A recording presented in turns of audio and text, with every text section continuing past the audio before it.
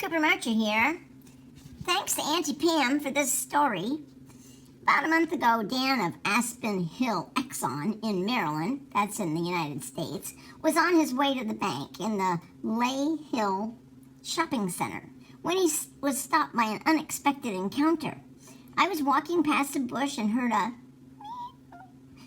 I looked under this car and saw a kitten, Dan said. Dan, who is an animal lover and a proud human for two cats, couldn't leave without checking on the little feline.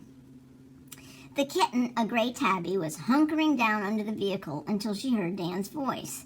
What surprised me the most is when I called to her, she ran up and jumped in my arms. Dan was delighted for the warm embrace from this newly acquainted feline friend. He looked around the area to see if there were other cats or if someone was missing a pet but couldn't find anyone. There is an animal hospital nearby, so Dan decided to go there with the kitten to scan for a microchip. Nobody there knew anything as she didn't have a chip, but they gave me a cup of food to help out, Dan shared.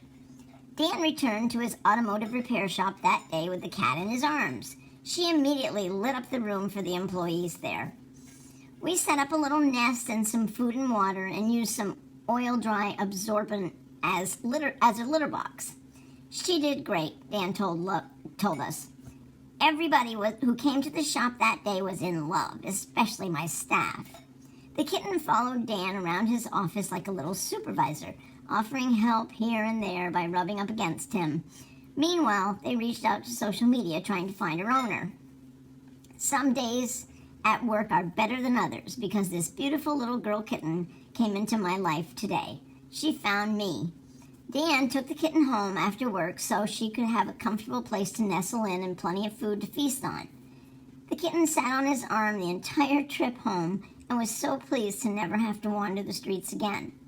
After days of waiting, no one came forward to claim the kitten.